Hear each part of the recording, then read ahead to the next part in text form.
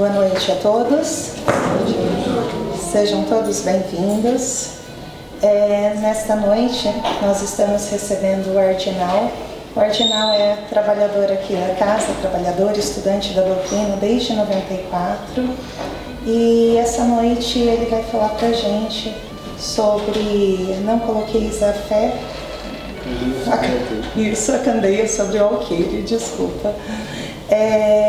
Então, eu convido quem puder fechar seus olhos e agradecer a Deus pela oportunidade de estarmos aqui reunidos, agradecer por essa casa que sempre nos acolhe e pedir para que Jesus continue iluminando o nosso caminho, que Ele abençoe todos os nossos governantes, envolva também com o seu amor, a sua paz, os nossos irmãos desempregados, os que estão nos hospitais e os que estão na rua também.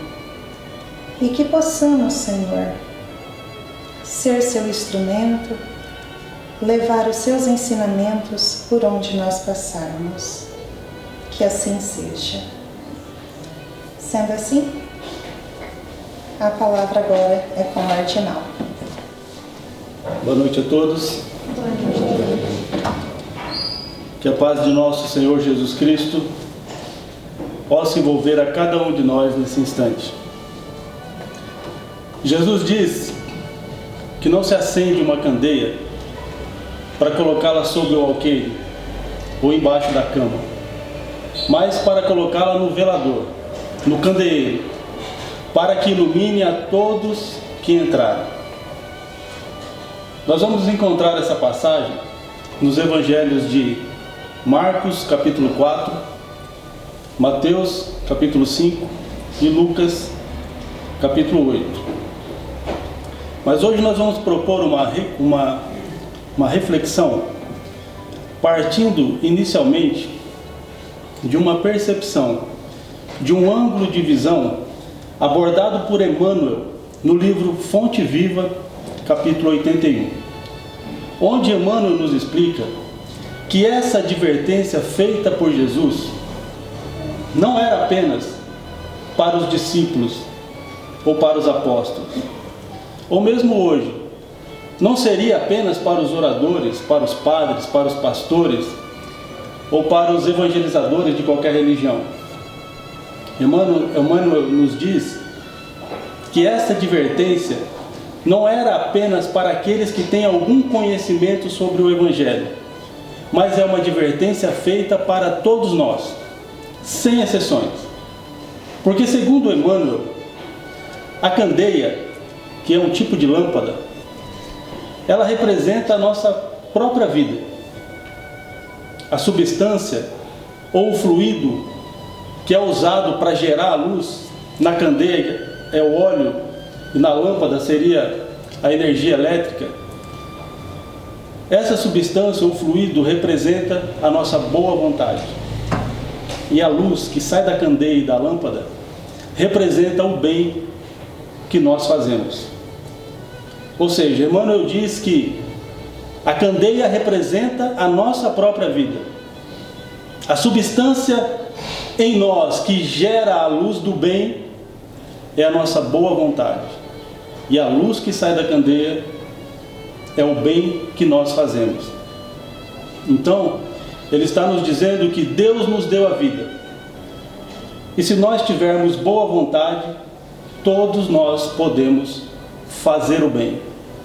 Porque cada ato de bondade que nós praticamos é um ato que ilumina a consciência de todos aqueles que estão ao nosso redor. Portanto, quando Jesus nos pede para não colocar a candeia embaixo do alqueire, Ele está falando com cada um de nós e nos dizendo para não deixar de praticar o bem que já está ao nosso alcance. Não deixar de fazer o bem que nós já podemos fazer. No livro Caminho, Verdade e Vida, capítulo 27, Emmanuel diz que a maioria de nós dizemos servir ao Pai. mas ao mesmo tempo a maioria de nós esperamos receber algum tipo de remuneração em troca. Então nós negociamos com o Pai. O Senhor me dá tal coisa e eu vou agir de tal modo. O Senhor ajuda a realizar minha vontade e eu vou fazer tal coisa. Ou seja, dizemos ser servidores do Pai, mas a maioria de nós queremos sempre receber alguma coisa em troca por esse serviço. E é aí que mora o perigo.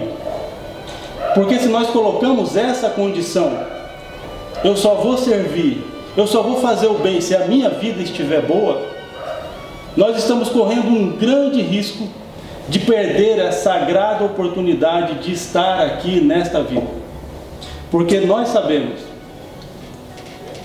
que as coisas muitas vezes não acontecem nas nossas vidas como nós gostaríamos que elas acontecessem. A maioria das pessoas, na maior parte do tempo, não tem a vida que gostaria de ter. Então, se nós colocamos essa condição, eu sirvo se eu receber alguma coisa em troca, então nós estamos colocando a nossa programação reencarnatória em risco. Porque nós sabemos que a verdade é que é bem mais fácil dizer que temos fé em Deus quando as coisas vão bem em nossas vidas.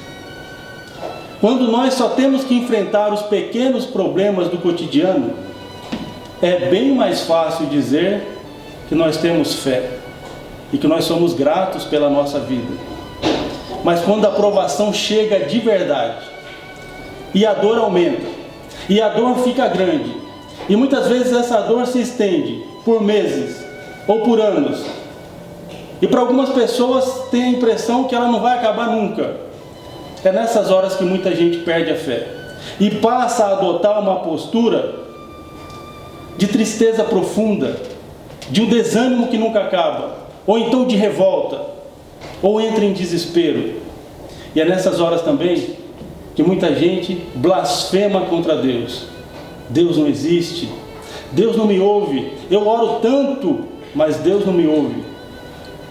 Nessa mesma passagem da candeia, Jesus também diz que não há nada em oculto que não haja de ser exposto publicamente, e que não há nenhum segredo que não haja de ser revelado. Porque àqueles que têm será dado e se terá em abundância, mas àqueles que não têm, até o pouco que pensam ter, lhes será retirado. Se nós transferirmos esse ensinamento de Jesus para dentro das nossas provações, nós podemos até acreditar que Jesus está falando da fé. Porque durante a prova, na hora da dor, aquele que tem fé passa a ter mais fé. Por mais que a dor aumente, por mais que a dor se prolongue, quem tem fé passa a ter mais fé. Mas aquele que não tem fé, até o pouco que pensava ter, lhe será tirado. Por quê? Porque logo ele perde a confiança, porque ele começa a duvidar, porque logo ele desanima, porque logo ele desiste. E aí entra na categoria algumas pessoas que perdem o sentido da vida, não querem mais viver. A vida não tem mais graça, não tenho mais ânimo para viver essa vida. A vida para mim acabou. O interessante disso é que muita gente que passa por isso tem conhecimento do Evangelho ou do Espiritismo, ou do Evangelho do Espiritismo, mas não consegue encontrar consolação para si mesmo quando a prova é sua, quando a dor é sua. Como a Ana disse, eu conheci o Espiritismo em 1994. E de lá para cá, muitas vezes, eu ouvi dizer que duas das principais funções do Espiritismo é esclarecer e consolar. O Espiritismo esclarece consolando e consola esclarecendo.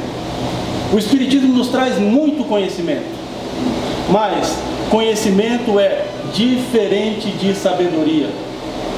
E chega uma hora que conhecimento sozinho não basta, porque muitos de nós temos conhecimento do Evangelho, do Espiritismo, mas perante as dores da vida, muitos de nós passamos a nos comportar como se não tivéssemos esse conhecimento. E então, de repente, a pessoa chega à seguinte conclusão: o conhecimento sobre o mundo espiritual é muito bonito. O conhecimento dos ensinamentos de Jesus Cristo é muito bonito. Mas a vida tem sido tão dura comigo que eu já não consigo mais encontrar consolação nessas coisas. E por que isso acontece? Por que pessoas que têm conhecimento do Evangelho, do Espiritismo, muitas vezes não conseguem consolação para si mesmo? Quando a prova é minha, quando a dor é minha, por que muitas vezes a gente não consegue essa consolação? É fácil dizer para os outros, é fácil consolar os outros, mas quando sou eu, quando a dor é minha, é mais difícil. Por que isso acontece? Porque nós temos ignorado um alerta que os benfeitores nos fazem constantemente na literatura espírita, desde a codificação. Allan Kardec e os benfeitores já nos diziam, já nos faziam esse alerta muitas vezes e de diferentes formas. E que alerta é esse? É o alerta de que conhecimento sozinho não basta. Não basta apenas estudar o Evangelho, estudar o Espiritismo para ter esclarecimento e consolação. Nós precisamos usar esses conhecimentos para nos elevar. O alerta, a chave é elevação. O sentido principal da nossa vida, de estar aqui, é buscar a nossa própria elevação. Tem muita gente que num determinado período da vida se pergunta: qual é o sentido da minha vida? O nosso primeiro sentido, o nosso primeiro objetivo na vida é buscar a nossa própria elevação. É procurar sair daqui melhor do que quando nós chegamos. E os benfeitores nos dizem isso de diferentes formas, várias vezes. Eu vou dar um exemplo. Evangelho segundo o Espiritismo, capítulo 16, item 14. O Espírito Lacordaire diz assim: o homem que se prende aos bens terrenos é como a criança que só vê o momento presente. Mas aquele que se desprende dos bens terrenos é como o adulto que vê as coisas mais importantes, porque compreende as proféticas palavras do Salvador que diz: meu reino não é deste mundo. O que Lacordaire está nos dizendo aí? Justamente isso, que nós precisamos nos elevar, nos colocar acima do apego mundano, do apego material, do apego das coisas que nós temos aqui, para enxergar de mais alto a importância da vida do espírito imortal. Conhecimento é muito importante, mas se nós não utilizarmos esse conhecimento para nos elevar, nós seremos como aqueles a quem Jesus se referiu lá no Evangelho de Mateus, no capítulo 13, no versículo 13, quando ele diz: vendo, não veem, veem, mas não enxergam, escutam, mas não ouvem e nem compreendem, porque o seu coração está endurecido. Porque o seu coração está endurecido. Aquele que se eleva não põe mais a candeia sobre o alqueire. Aquele que se eleva não põe mais a sua luz embaixo da cama. Aquele que se eleva não deixa de praticar o bem em nenhuma circunstância. No final de 2015, em dezembro de 2015, foi lançado o livro As Cartas de Madre Teresa. E esse filme relata que durante mais de 40 anos, Madre Teresa escrevia cartas para um padre amigo seu, a quem ela considerava como seu conselheiro e mentor espiritual na Terra. E nessas cartas, Madre Teresa contava sobre a sua vida, e na verdade a sua vida era o seu trabalho. Contava sobre as dificuldades que ela tinha para realizar a sua obra. mas também contava das suas aflições sentimentais, contava dos seus sofrimentos espirituais. E o que mais me chamou a atenção nesse filme, e aí eu peço licença para colocar uma observação pessoal minha, particular, o que mais me chamou a atenção e que na verdade me impressionou no filme, não foi ver a obra de Madre Teresa, porque a obra de Madre Teresa eu já conhecia de outras fontes antes desse filme. Mas o que mais me impressionou no filme foi saber que nessas cartas Madre Teresa dizia que durante muitos anos ela acreditou que Deus havia lhe abandonado. Madre Teresa sofreu por muitos anos acreditando que Deus havia lhe abandonado.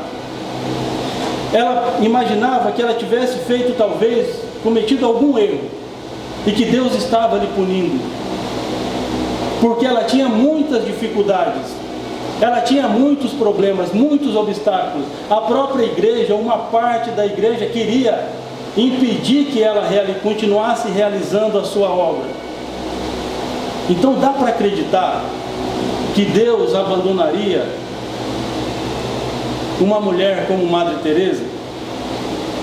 Essas cartas que ela escreveu, mais tarde, foram utilizadas pelo Vaticano, pela igreja, no seu processo de canonização. Ela já era beata e em 2016 a igreja, através do Papa Francisco, canonizou Madre Teresa como santa.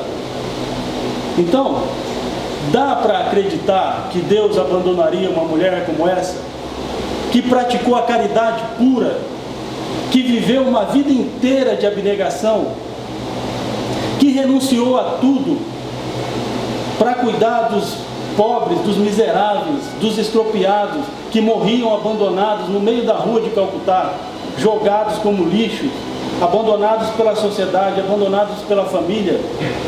Dá para acreditar que Deus abandonaria um ser elevado como esse? Claro que não. Os benfeitores nos dizem: Deus não abandona ninguém porque Ele está constantemente ao nosso lado. Isso está escrito lá no Livro dos Espíritos. Jesus também não abandona ninguém. Chico Xavier disse isso. Chico Xavier disse: Jesus conhece cada um de nós pelo nome. Ele sabe exatamente quem nós somos.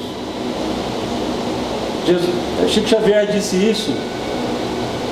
E o Carlos Bacelli colocou no livro o Evangelho de Chico Xavier, que é um livro em que ele juntou vários ensinamentos de Chico Xavier que ele foi anotando durante anos de convivência e colocou nesse livro o Evangelho de Chico Xavier. Então dá para acreditar que Deus abandonaria um ser, uma missionária como Madre Teresa? Claro que não. Só que não para por aí.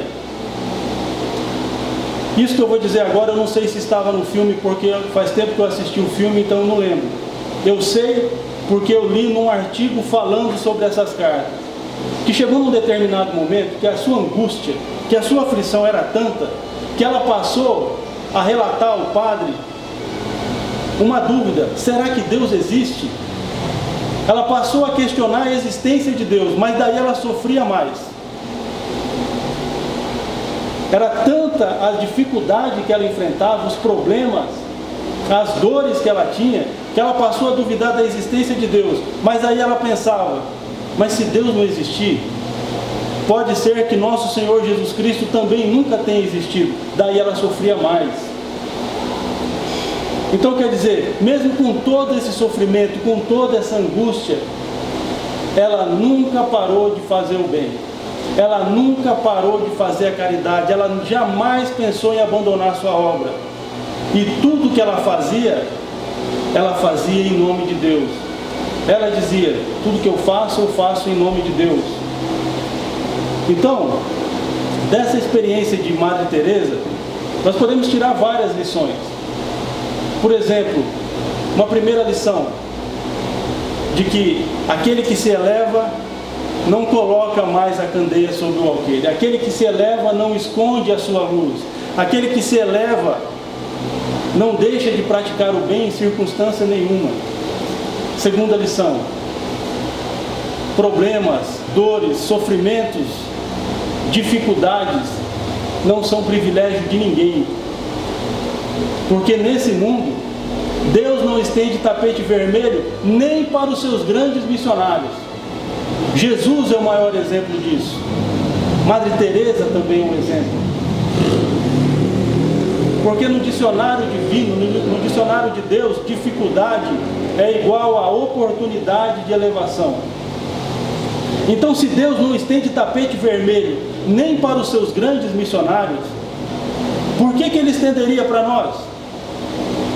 Se a maioria de nós não somos capazes de fazer nem 1% da caridade que esses grandes missionários fizeram, se a maioria de nós não somos capazes de renunciar nem 1% da nossa vida em benefício do próximo, como esses missionários fizeram, por que Deus estenderia tapete vermelho para nós, se nós precisamos muito mais de oportunidade, precisamos muito mais de trabalho para nos elevar? E nós temos vários exemplos assim de grandes missionários: Dr. Bezerra de Menezes, Eurípides Barçanufo, Chico Xavier, São Francisco de Assis, Mahatma Gandhi, todos grandes missionários do Cristo. E para nenhum deles teve tapete vermelho. Por que teria para nós? Todos os discípulos, todos os apóstolos, a mesma coisa. Paulo, quem já leu o Novo Testamento ou o livro Paulo e Estevão sabe. Paulo. E aqui eu peço licença mais uma vez para colocar uma opinião particular minha. Não está escrita nos livros, é o que eu penso. Paulo, quando se fala de alma, quando se fala de espírito, quando se fala de ser humano, para mim, nesse mundo, Paulo é o maior exemplo de que pau que nasce torto não precisa morrer torto. Porque Paulo era Saulo, o doutor da lei, carrasco, o maior perseguidor de cristãos, sanguinário, violento. Mas bastou ele se encontrar com Jesus no caminho de Damasco e ele mudou completamente, na hora. Não foi em outra encarnação, não foi dias depois, não, foi na hora.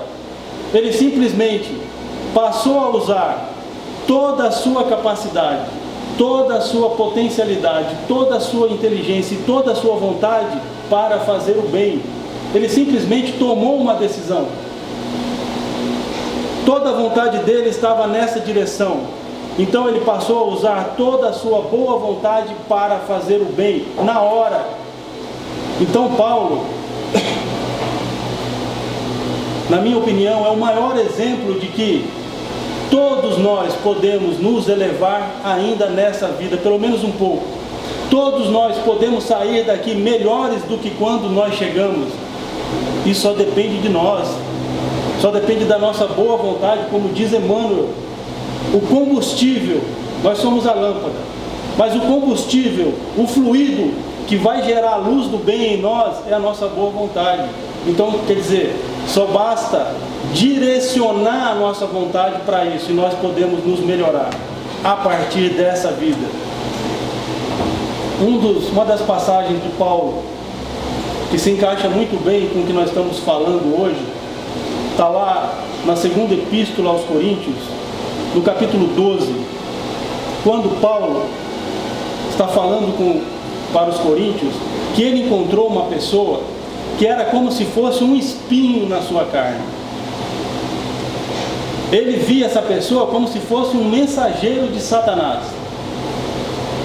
Porque todas as vezes que ele se encontrava com essa pessoa o esbofeteava em público, lhe humilhava em público. Então Paulo diz que orou 3 vezes ao Senhor e pediu a ele que desviasse essa pessoa do seu caminho. Então o Senhor lhe disse: a minha graça te basta, porque o meu poder se aperfeiçoa na fraqueza. A minha graça te basta, porque o meu poder se aperfeiçoa na fraqueza. Então Paulo diz aos coríntios: de boa vontade gloriarei-me nas minhas fraquezas. para que o poder de Cristo habite em mim. Por isso, sinto prazer nas fraquezas, nas perseguições, nas necessidades, nas injúrias, nas angústias, por amor de Cristo. Porque quando estou fraco, então sou forte. Porque quando estou fraco, então sou forte. Olha só a mentalidade de Paulo, a mentalidade desse Espírito. Primeira coisa, se foi Jesus que disse, ele não discute. A minha graça te basta, pronto. Ele não discute. Se foi Jesus que disse, ele sabe que é a verdade, ele sabe que é a mais pura sabedoria, então ele não discute. E o que ele entendeu? Que tudo aquilo que ele passava, olha só a capacidade de assimilação de Paulo, tudo aquilo que ele passava, os sofrimentos, as dores, as aflições, as angústias, as dificuldades, tudo aquilo eram na verdade oportunidade de elevação.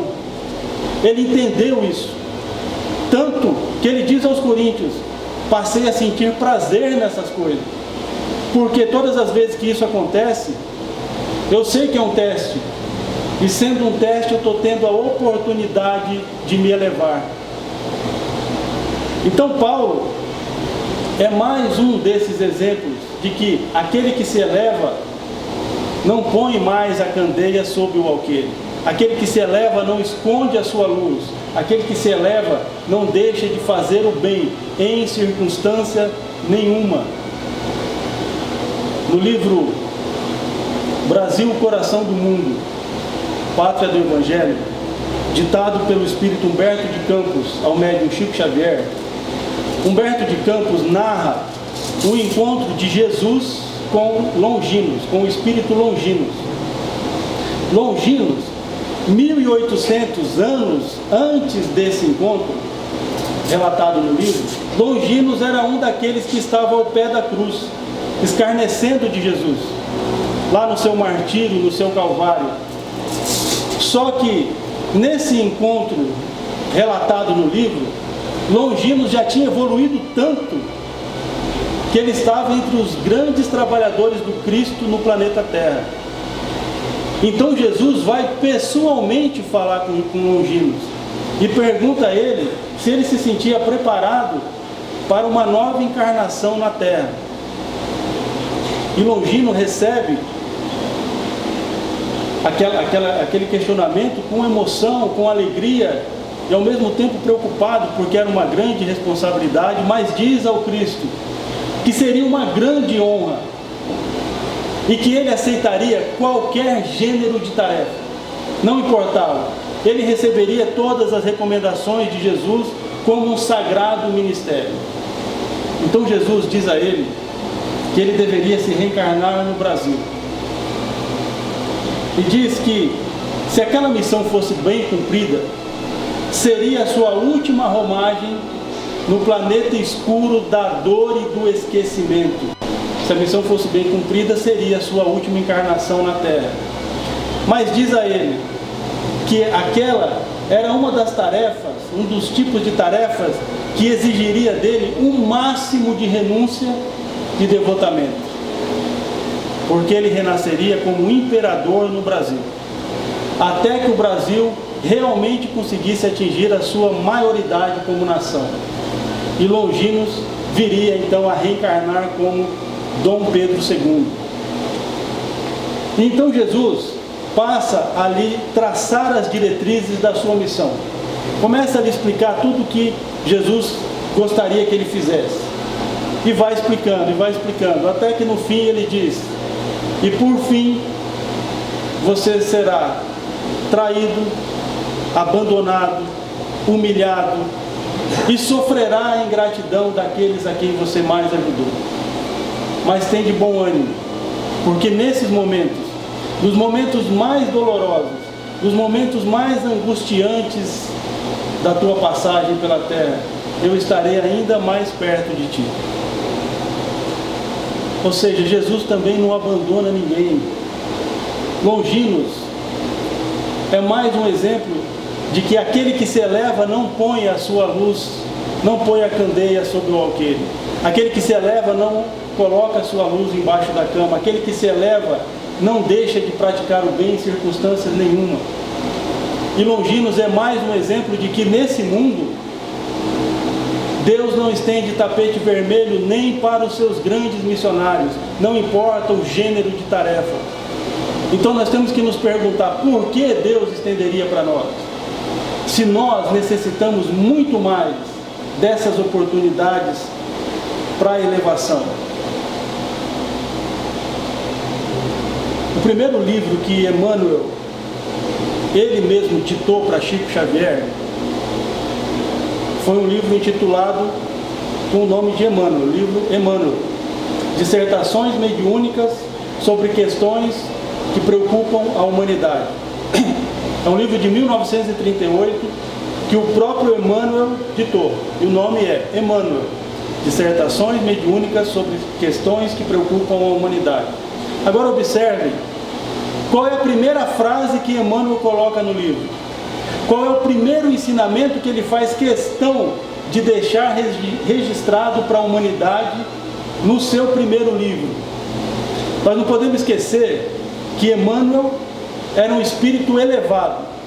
Chico Xavier disse isso, que Emmanuel era um espírito elevado, muitíssimo inteligente e um grande educador. Com certeza Emmanuel é um dos maiores educadores que nós temos na literatura mundial. Então ele sabia exatamente a importância do que ele estava fazendo. Ele sabia que aquela frase ali era fundamental e tinha um motivo muito importante por trás dela. Então observe o que Emmanuel diz na sua primeira frase do seu primeiro livro. Os guias invisíveis do homem não poderão, de forma alguma, afastar as dificuldades materiais dos seus caminhos evolutivos sobre a face da Terra. Vou repetir. Os guias invisíveis do homem não poderão, de forma alguma, afastar as dificuldades materiais dos seus caminhos evolutivos sobre a face da Terra. Vamos observar os detalhes. Não poderão, de forma alguma, ou seja, não é uma questão de querer ou não querer, eles não podem. Os nossos mentores, os nossos anjos da guarda, não podem tirar as nossas dificuldades. Por quê? Porque a ordem vem de cima. Porque a ordem vem de Deus, da providência divina. Eles não podem, eles não têm essa permissão. Então Emmanuel, conhecendo bem a natureza humana, a primeira coisa que ele fez questão de dizer foi justamente isso, porque ele sabe que quando nós oramos, quando nós rezamos, a maioria de nós, na maior parte do tempo, nós só pedimos. E quando nós pedimos, grande parte dos nossos pedidos é justamente isso, para Deus tirar de nós os nossos problemas, para Deus tirar de nós as nossas dificuldades. Nós não pedimos para Deus, Deus me ensina. Nós não perguntamos para Deus, Deus, o que você quer que eu aprenda com isso? O que você quer me ensinar com isso? Porque a hora que nós aprendermos, a lição acaba. Deus não é vingativo, Deus não é carrasco, Deus não pune, Deus educa. Então a hora que nós aprendemos a lição acaba, vamos para a próxima. Então Emmanuel, sabendo disso, ele faz questão de dizer a primeira coisa: não adianta pedir para a gente tirar os seus problemas, porque nós sabemos e eles sabem que dificuldades representam oportunidade de elevação. No Livro dos Espíritos diz que quando nós estamos do lado de lá, nós pensamos de forma diferente. E aí nós não pedimos as provas mais fáceis, nós pedimos as provas que podem nos ajudar a evoluir mais depressa, para que nós possamos evoluir mais depressa e sair mais depressa desses planetas de dor, de sofrimento, de provas e de expiações. Então o que os benfeitores vêm para nos fazer é nos ajudar. E no Evangelho segundo o Espiritismo diz: se tem uma coisa que Deus não nega para ninguém que lhe pede, é força e coragem. E é isso que os benfeitores procuram fazer a nosso respeito para nos ajudar a encontrar força, nos ajudar a encontrar coragem e nos ajudar a compreender a lição, a aprender para quê? Para nos elevar. Porque todos nós sofremos, todos nós temos dificuldade, porque nesse mundo não é privilégio sofrer, é necessidade. Dificuldade é igual a oportunidade de elevação.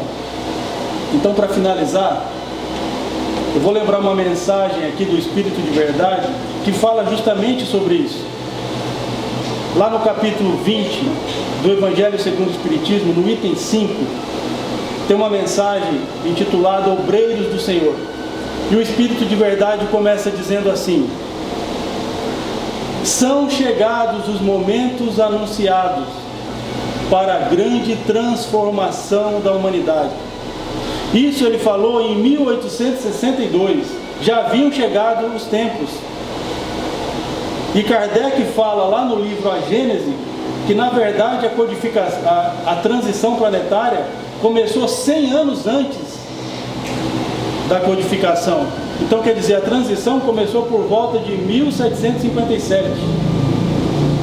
Então nós estamos vivenciando esses momentos. E Jesus disse no Evangelho de Mateus, no capítulo 24, quando ele faz as previsões desses tempos, da grande regeneração, da grande transformação, Jesus fala: haverão guerras e rumores de guerras, e terremotos e maremotos, e ele fala que haveria aflições, que haveriam sofrimentos, e nós estamos passando por isso.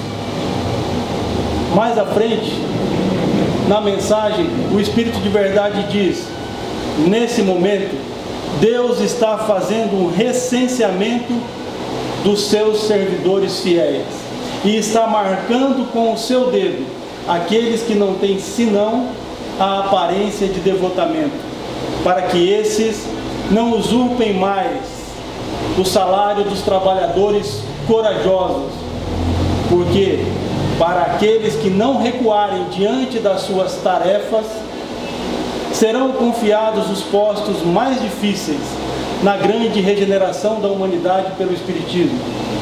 E se cumprirá essas palavras: os primeiros serão os últimos e os últimos serão os primeiros. Espírito de Verdade, Paris, 1862. Então,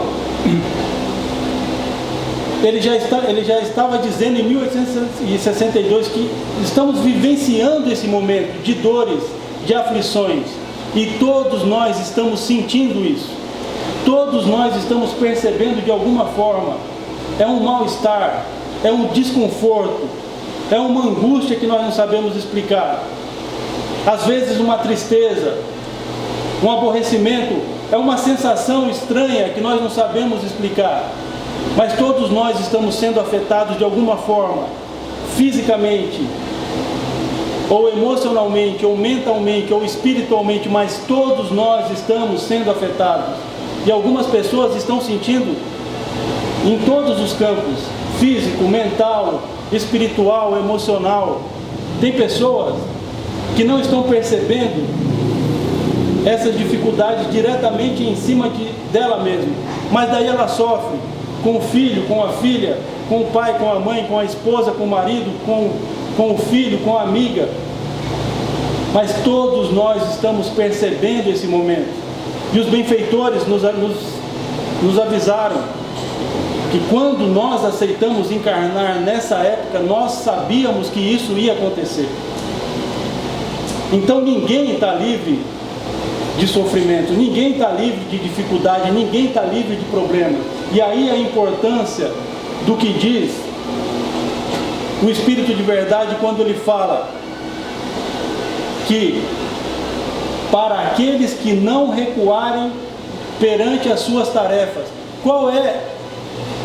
Para aqueles que não recuarem perante as suas tarefas, serão confiados os postos mais difíceis, ou seja, os postos mais importantes. Qual é a nossa principal tarefa na Terra?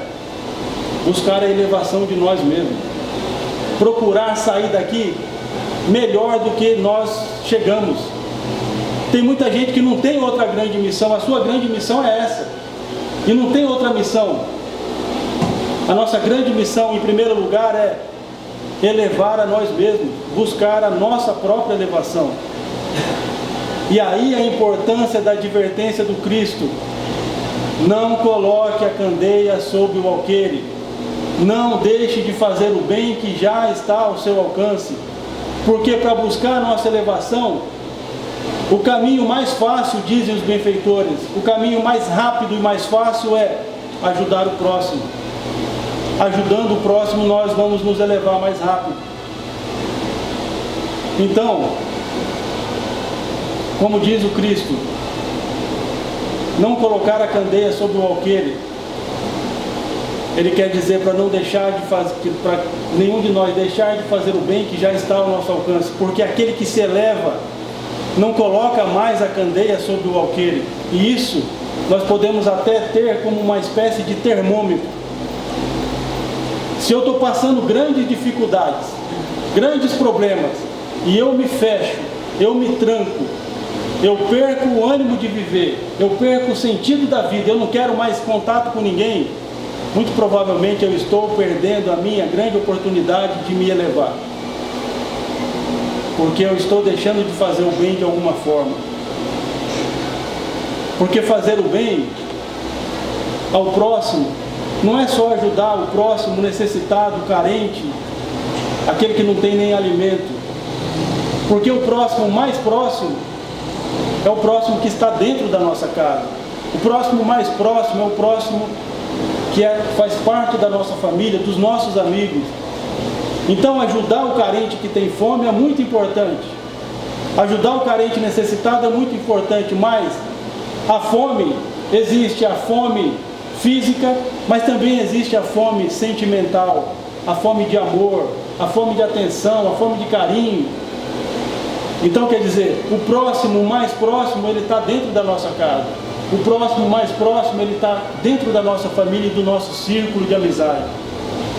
Aquele que se eleva não põe a candeia sobre o alqueire. Aquele que se eleva não deixa de praticar o bem em circunstância nenhuma. Ninguém está livre desse momento de dificuldade, porque dificuldade representa oportunidade de elevação.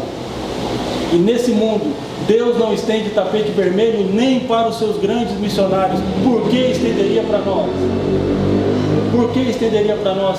A maioria de nós somos muito mais necessitados que esses grandes missionários. Lembrando que Emmanuel diz, a candeia representa a nossa vida. A substância usada para gerar a luz é a nossa boa vontade. E a luz que gera, que sai da candeia, é o bem que nós fazemos. Deus nos deu a vida. E se nós tivermos boa vontade, todos nós podemos praticar o bem. Que nosso Senhor Jesus Cristo nos ilumine, nos abençoe, nos fortaleça, nos guie e nos ajude a saber usar essa potencialidade, esse combustível da boa vontade para fazer o bem, hoje e sempre. Que assim seja. Muito obrigado, Senhor. Muito obrigado pela atenção de todos. Cardinal, obrigado pela reflexão. Todos nós sempre sonhamos com um mundo melhor, nós queremos mudar o nosso país, e está aí a mensagem, né? Que para começar, precisa começar com a gente. A partir do momento que nós nos tornarmos melhor, com o nosso exemplo, a nossa família vai perceber a mudança, a nossa sociedade e assim por diante. Então, está aí o convite, mais uma vez, a reflexão, e que nós possamos nessa noite pensar nisso, o que a gente está fazendo para realmente mudar o nosso mundo, para nós estarmos num planeta melhor. E só lembrando também, só fazendo uma propaganda, todas as nossas palestras daqui da casa, elas estão gravadas no canal do YouTube. Então quem quiser assistir, reassistir, estão todas lá. Chegamos mais uma vez no final da noite, agradecendo ao Pai. Elevemos então o nosso pensamento a Deus e agradecemos o dia de hoje, a oportunidade desse ensinamento maravilhoso que nosso irmão nos trouxe, dessa elevação em nosso peito, em nossa mente, e requer a Deus o amparo nas decisões, o amparo em nossos dia a dia, mas que seja feita sempre a vossa vontade, sobre a minha ou sobre a qualquer um aqui na terra. Dai-nos, Senhor, a força de cada dia, mas a certeza do Teu amor em meu coração, em nossa mente, que siga com a gente todos os dias, caminhando lado a lado contigo, Senhor. Terei sucesso nessa minha prova, nessa minha jornada. Dai-nos, Senhor, a Tua paz e a certeza que todos aqui na terra vão evoluir, vão crescer e se elevar. Que eu faça, Senhor, com a Tua força a minha parte.